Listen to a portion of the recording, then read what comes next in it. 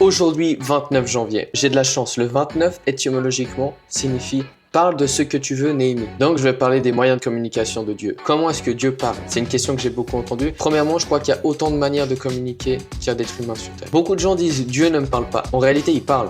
Tout le temps, mais jamais comme on l'attend. Ça, c'est le plus frustrant. Déjà, on s'attend à une voix dans le ciel, genre une main qui écrit, genre des nuages qui nous font une caption pour qu'on puisse comprendre ce qu'on va faire. Mais même dans la Bible, Dieu, il parle pas souvent comme ça. Je vais te donner les 4 manières principales de Dieu pour communiquer pour toi. J'ai pas réussi à dire cette phrase, mais tu l'as compris. La première, c'est la Bible. On l'appelle littéralement la parole de Dieu. C'est un cadre, c'est une direction, c'est une vérité qui est stable. Et Dieu ne se contredit pas. Il ne dira jamais aujourd'hui l'inverse que ce qui est écrit dans la Bible. Ensuite, Dieu parle par son esprit. Pas une voix chelou, mais une conviction, un malaise quand tu vas dans la mauvaise direction, une paix quand tu vas dans la bonne. Notre chemin en tant que croyant, c'est déguiser notre conscience pour qu'elle soit le plus proche de la volonté de Dieu. Donc évidemment que le Saint-Esprit vient façonner notre sagesse, vient façonner notre prise de décision. Dieu parle par les circonstances, ces fameuses coïncidences, des portes qui s'ouvrent, d'autres qui se ferment, et il parle par les autres. On l'a tous vécu. Il peut utiliser toi pour moi pour toi, un conseil, une phrase simple, quelque chose de dit au bon moment qui percute. Il y a aussi plein d'autres manières. Les rêves, les songes, la nature. Ça pourrait être une vidéo de 25 minutes. Mais très souvent, on a l'impression qu'il est silencieux. Mais son silence parle aussi. Et qu'est-ce qu'il signifie? Selon moi, il signifie qu'il te fait confiance, il signifie qu'il te laisse le choix. Et il parle rarement dans le bruit. Donc si tu ne l'écoutes pas, évidemment que tu ne vas pas l'entendre. Alors prends le temps, écoute, et évidemment dispose si tu veux en parler plus. Merci d'avoir regardé jusqu'à là. Beaucoup de love, sois béni.